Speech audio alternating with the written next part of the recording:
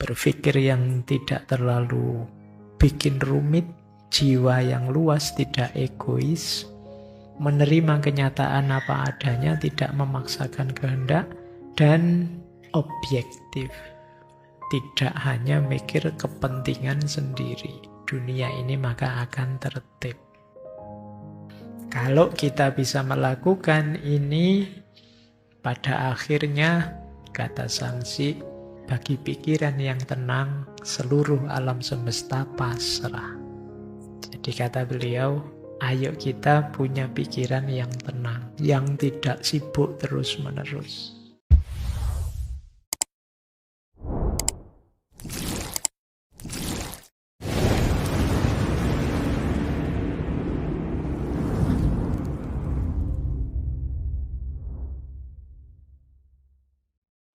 Assalamualaikum warahmatullahi wabarakatuh.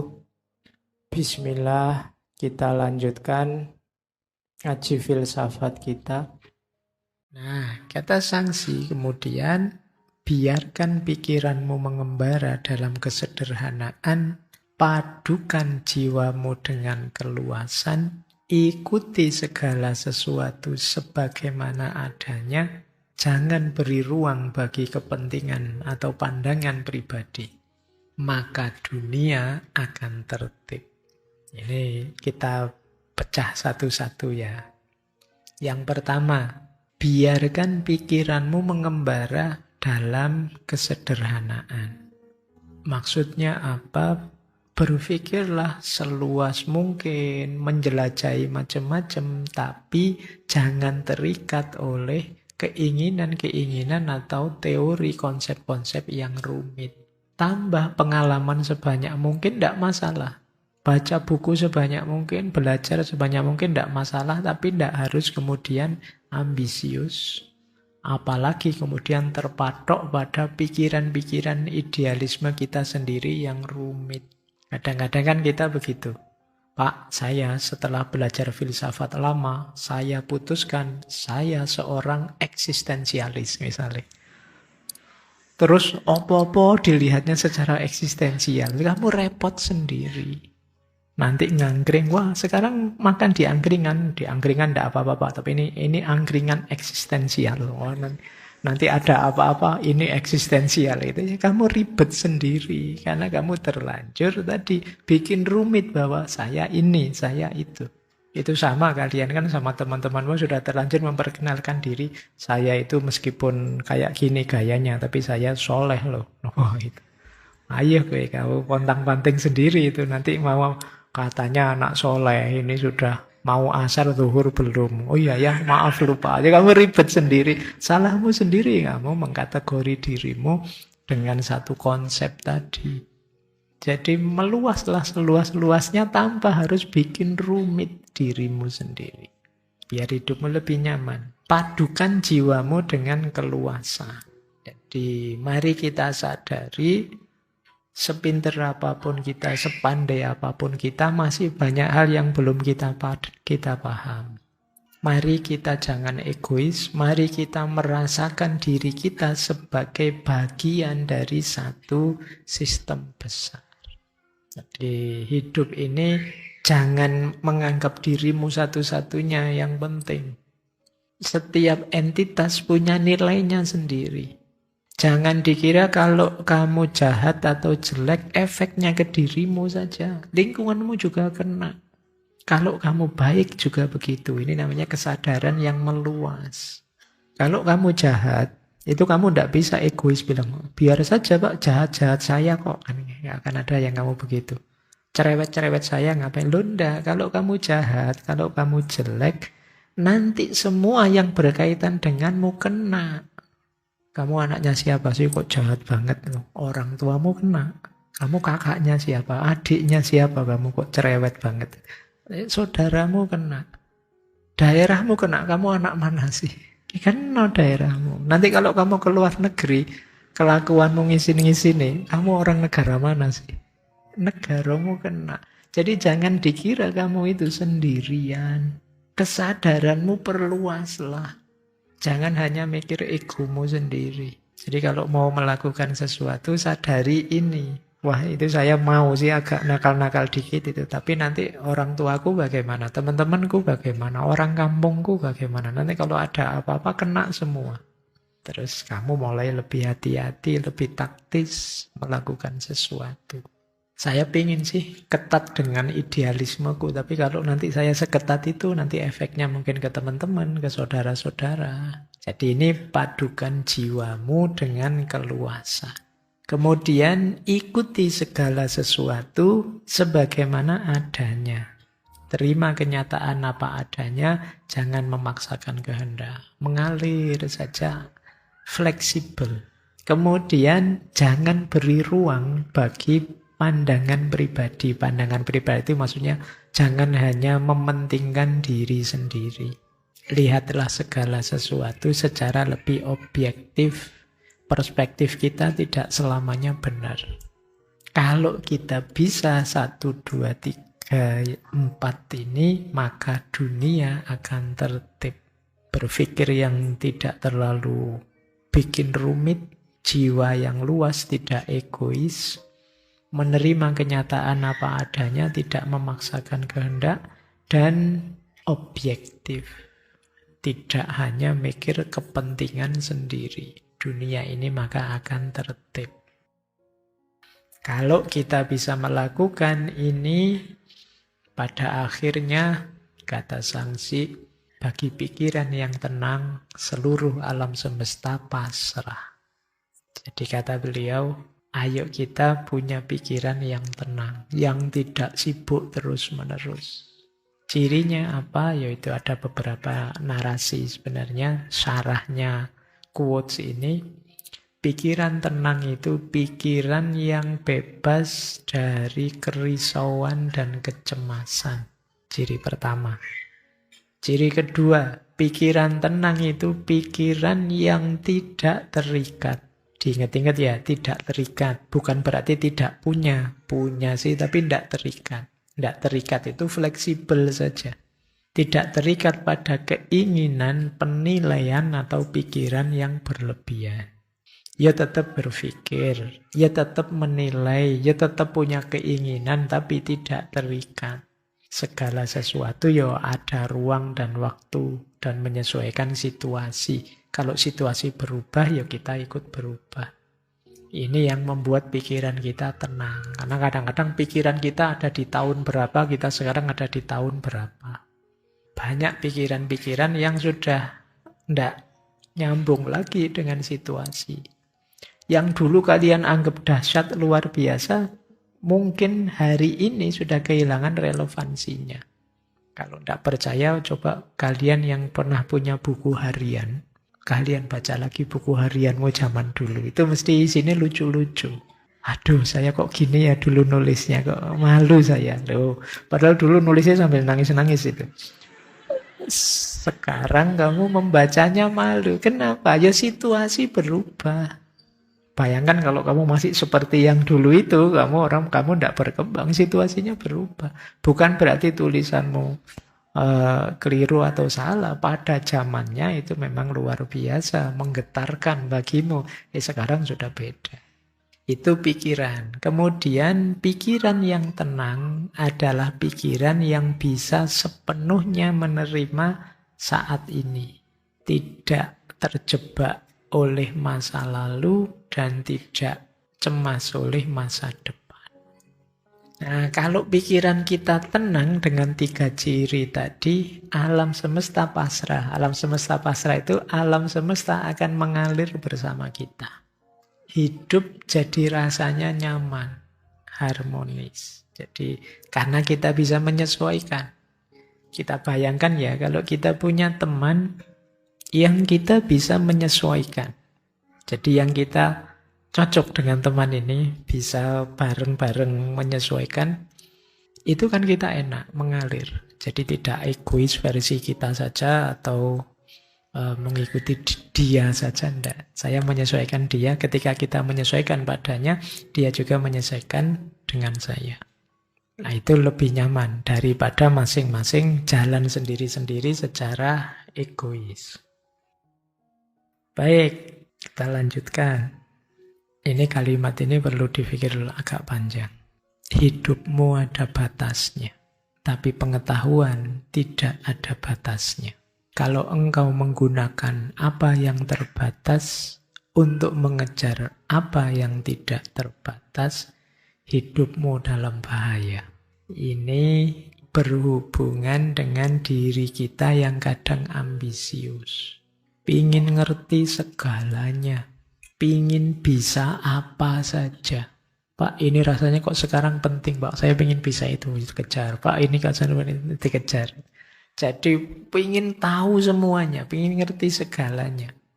Dan kita merasa tidak pernah cukup. Pokoknya harus semuanya diraih. Ini yang kadang kita menyebutnya ambisius.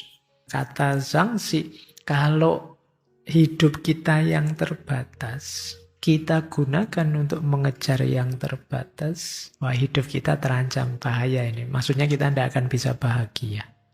Hidup kita itu waktu kita terbatas, energi kita terbatas, umur kita terbatas. Sementara pengetahuan tidak memiliki batas.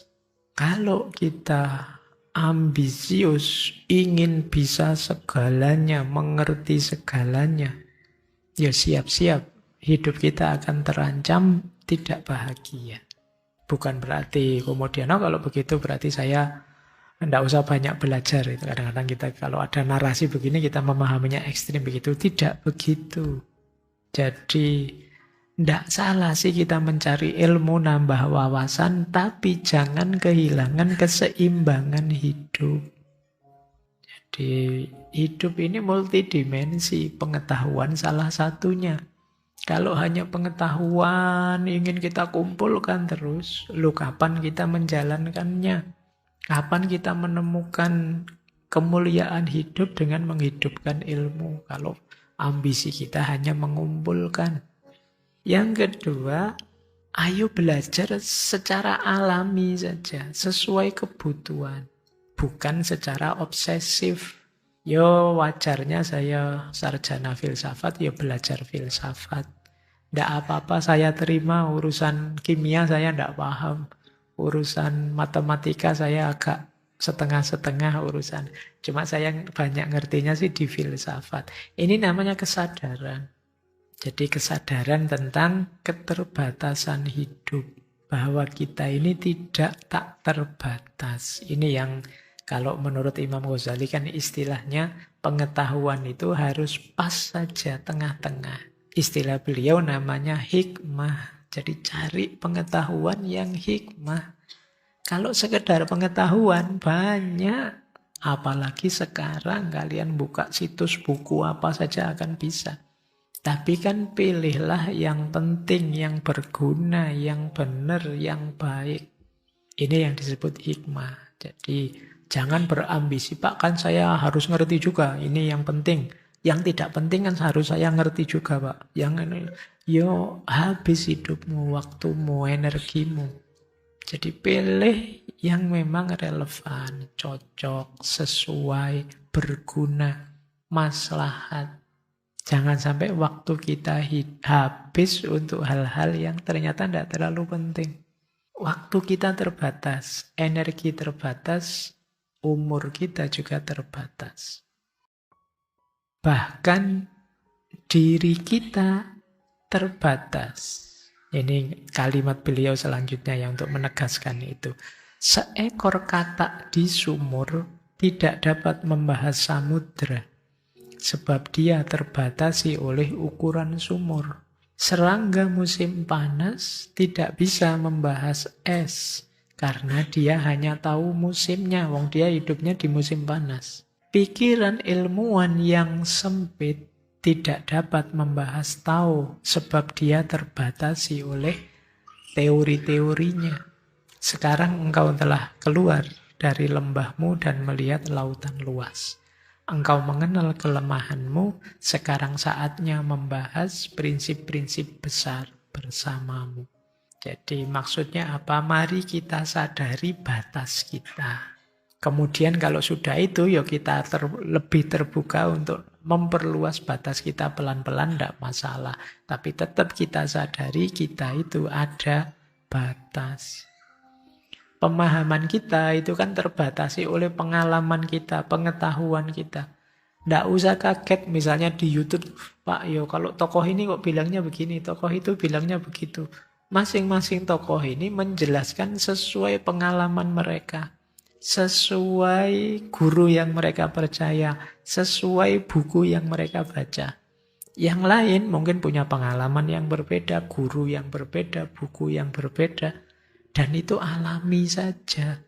Kita yang sering tidak terima, kita cocok dengan tokoh ini sih. Kalau tokoh ini enggak. Terus kita menerima yang ini, menolak yang itu, menggugat yang ini, kemudian memuji yang itu. Kita lupa bahwa masing-masing punya sejarahnya sendiri sehingga jadi begitu. Jadi ini makanya jangan disalahkan serangga musim panas ndak ngerti es ya, karena dia memang ndak pernah ngalami es. Jadi kita juga begitu. Kalau ada yang bilang, alah Pak Faiz itu apa-apa kok filsafat. Lah saya ngertinya filsafat. Nanti kalau disuruh pakai sudut pandang kimia malah kacau. Kalau disuruh pakai sudut pandang matematika malah tolah-toleh nanti saya. Jadi memang ngertinya saya filsafat. Jadi wajar saja. Nanti orang lain punya perspektif berbeda.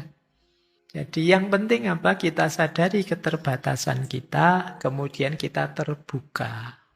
Terbuka itu ini loh Pak, sampean kan ngertinya filsafat. Kalau dari sisi ilmu psikologi itu begini loh Pak. Oh kalau dari sisi ilmu biologi itu begini loh Pak. Ini kita terbuka menerima masukan.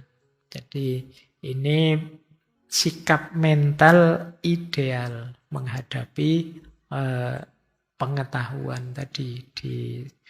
Karena isinya pengetahuan itu kan bagian yang nanti kita puasai tadi. Kita cari yang penting, yang berguna, biar waktu kita tidak habis. Kita sadari keterbatasan kita, kemudian kita terbuka untuk mendapatkan masukan-masukan.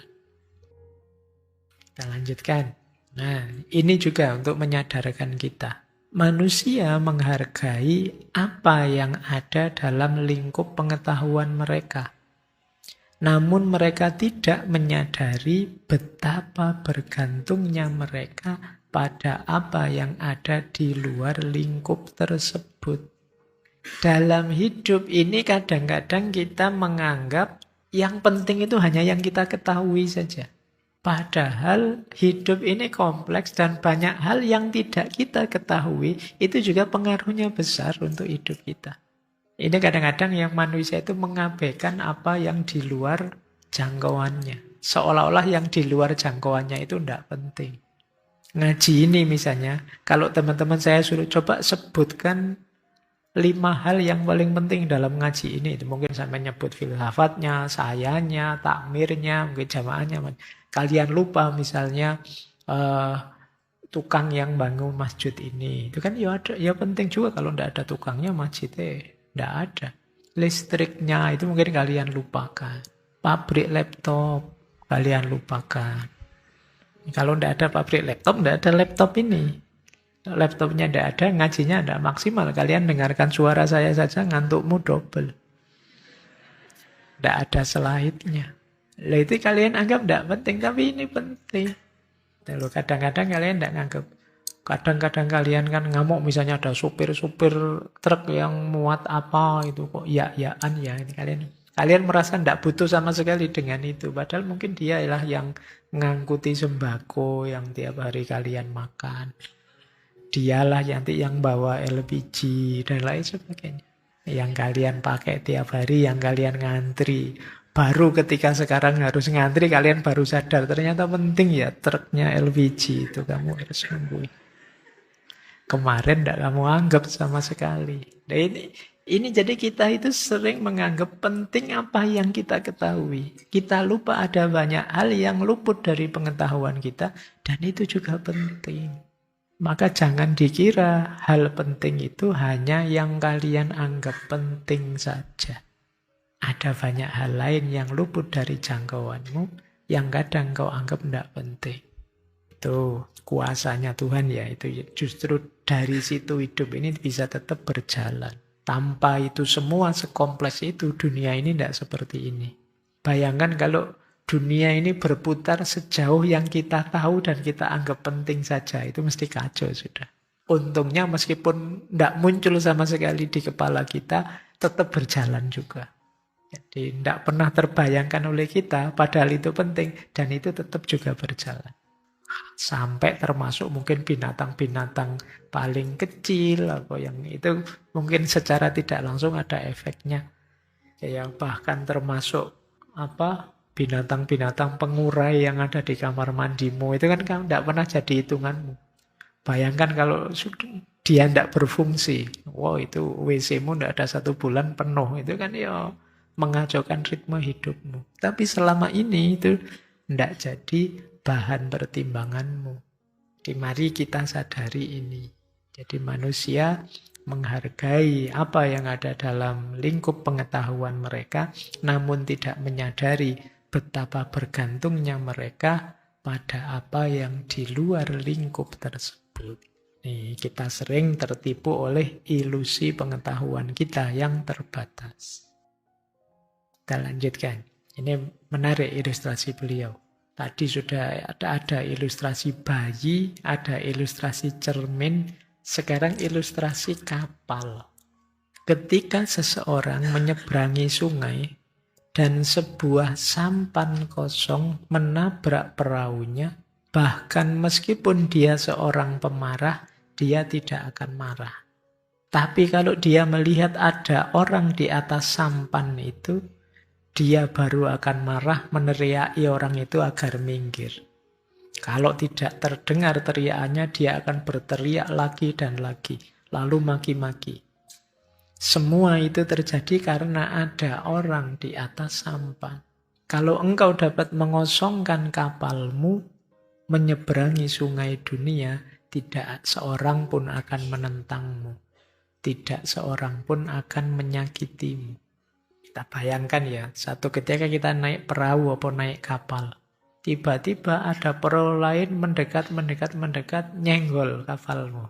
Itu begitu kamu lihat perahu yang mendekat tadi kosong, kamu yang tadinya mau ngamuk kan tidak jadi ngamuk. Oh ya perahu ini kosong, mungkin kena angin ya sampai ke sini. Hal yang sama terjadi begitu kamu lihat di atas perahu itu ada orang, mesti kamu akan misu-misu sudah. Ya kan, dasar, ndak hati-hati, ndak ngerti bahwa matanya ditaruh di mana gitu. Kamu akan begitu. Jadi ini satu narasi tentang sesuatu yang terjadi secara alami dan hubungannya dengan ego. Kalau tiba-tiba ada hujan deras, kemudian kita basah kuyup, kan kita ndak marah sama hujan. Tapi kalau temanmu bawa ember terus kamu digebyur dari belakang, basahnya sama, tapi kan kamu ngamuk. Kenapa begitu? Karena ada orangnya. Orang itu simbol ego. Jadi karena ada orang di situ, ego itu kan cenderung aku yang merasa penting, merasa perlu dihormati, merasa perlu diakui kehadirannya. Sehingga ketika ada orang lain, kita tuntut dia untuk mengakui pentingnya kita, menghormati kita, dan lain sebagainya. Itu ego. Gimana caranya meskipun di kapal itu ada orang, kita tidak marah-marah, ego kita yang kita turunkan. Meskipun teman kita yang gebyur air, dan kita bisa tidak marah, ego kita yang kita turunkan. Mari kita anggap peristiwa-peristiwa orang naik kapal minggir nyenggol kita atau orang gebyur kita itu sebagian dari fenomena momen biasa saja. Dia jadi sesuatu yang menyakiti kita ketika ego kita yang muncul. Wah, dia ingin nantang saya ini mesti. Wah, dia ingin menyakitiku ini mesti. Wah, dia meremehkanku ini mesti. Pernyataan-pernyataan ini dalam diri kita, itulah yang membuat kita meledak. Itu yang tadi saya sebut cara baca kita, cara memahami kita. Bisa enggak misalnya ada kapal kita kesenggol tapi seperti hujan tadi. Oh ya biasa sih, mungkin dia tidak terlalu pinter nyetirnya atau kepleset tadi khilaf sebentar, tidak apa-apa lah. Tanpa harus melibatkan, menegaskan ego kita. Oh, kalau kita bisa mulai ngomong ego, kalau bahasa saya tadi, mengambil jarak, mengendalikan ego, hidup kita mungkin lebih nyaman. Jadi kalau ada orang nyenggol kita, itu justru kita, jangan-jangan memang ada yang salah di saya. Apa sih kurang saya? Apa sih yang harus saya perbaiki lagi? Itu jadi tidak mengedepankan ego. Biasanya kalau mengedepankan ego, kita pinginnya bales saja. Saya disakiti ini berarti. Harus balas menyakiti. Padahal mungkin orangnya tidak sengaja. Itu banyak terjadi kan belakangan. Ketidaksengajaan yang jadi masalah besar. Mobilnya disalib terus tidak terima. Kan sekarang banyak gitu. Terus wah sampai ngangkat pistol segala. Terus urusan polisi. Terus minta maaf. Terus wah rame. Kenapa bisa begitu? Ego. Jadi cara kita memvaluasi diri kita. Itu kadang-kadang tidak proporsional. Kalau ingin hidup ringan, tidak mudah tersinggung, mari kita rendahkan level ego kita. Ini ada satu ilustrasi menarik. Kata Zhangzi, kebahagiaan itu tidak terletak dalam kebahagiaan itu terletak dalam tidak adanya upaya mencari kebahagiaan. Ini sebenarnya sederhana sih. Selama orang itu masih mengejar kebahagiaan, ya dia tidak akan bahagia. Namanya saja mengejar. Caranya untuk bahagia apa? Ya jangan dikejar, dinikmati saja. Diterima saja situasi dan kondisi saat ini. Tapi kan kadang-kadang rasanya pahit, Pak. Level bahagiamu luar biasa kalau dalam kepahitan pun kamu bisa nyaman. Masih bisa bahagia. Ya nanti ini sebenarnya lagi-lagi ada hubungannya dengan ego.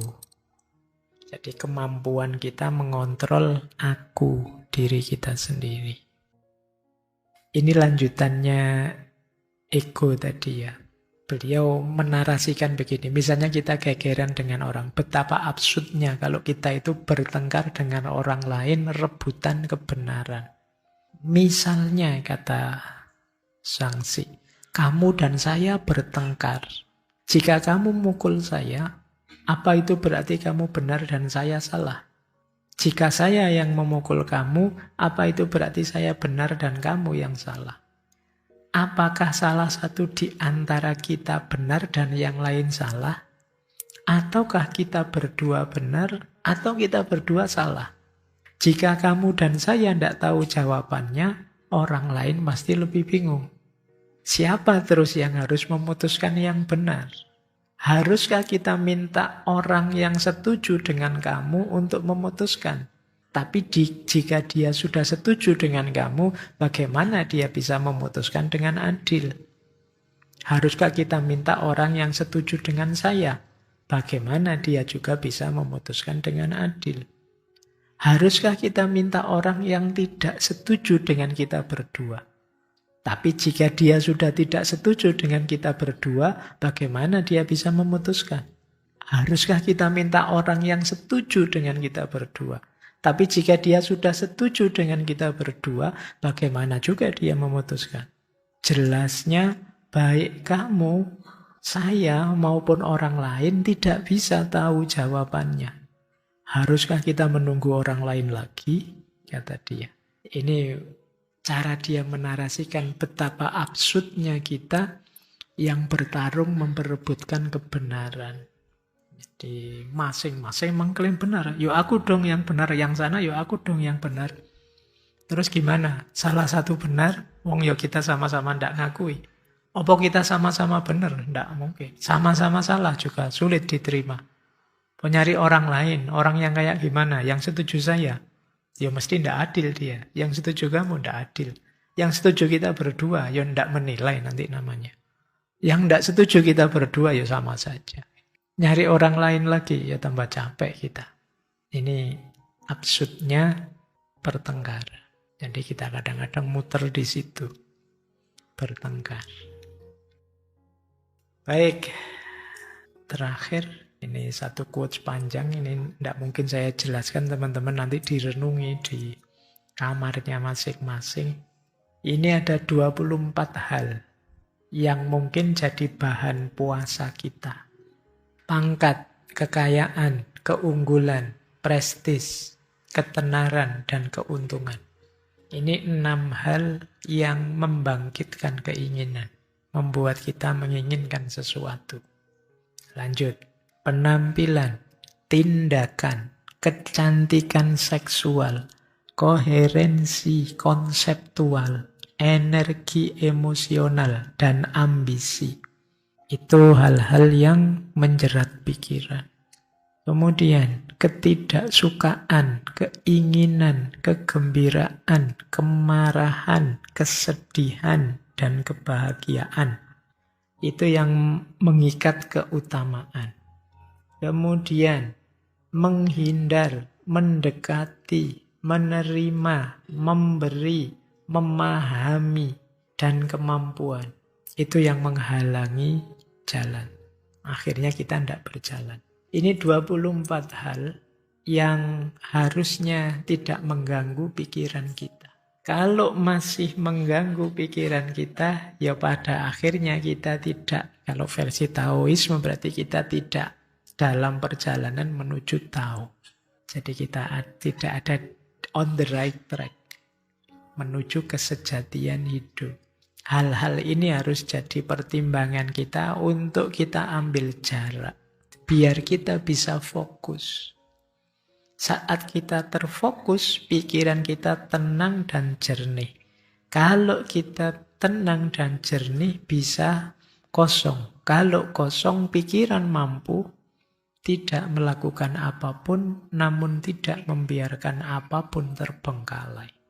Jadi tidak melakukan apapun itu maksudnya tidak memaksakan yang tidak seharusnya, tapi menjalani hidup secara alami saja. Ya diurusi, tapi tidak secara ambisius dan memaksa. Sesuai dengan ritme alamiah kehidupan.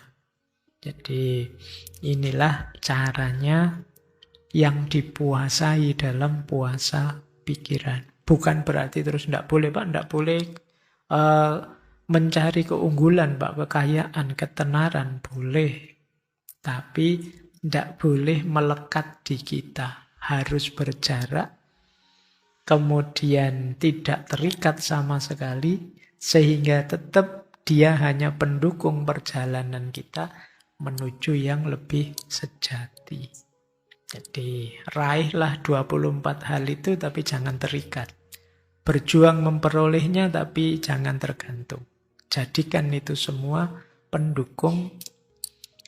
Jangan sampai hanya jadi distraksi yang mengalihkan perhatian kita dari rute utama hidup ini, yaitu perjalanan menuju Tao. Kalau versinya Taoisme. Baik ya, teman-teman, ini saya kira itu dululah. Paling tidak teman-teman malam hari ini bisa menangkap maksudnya puasa pikiran.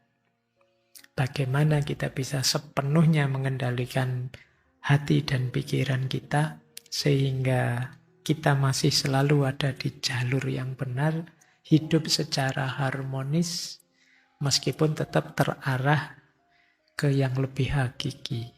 Nah, semoga nanti di bulan puasa kita pelan-pelan bisa melakukan puasa pikiran ini biar penyakit insecure dan overthinkingnya bisa terobati. Baik, saya kira itu dari saya malam hari ini, kurang lebihnya mohon maaf. Wallahul muwaffiq, wallahu a'lamu bissawab. Wassalamualaikum warahmatullahi wabarakatuh.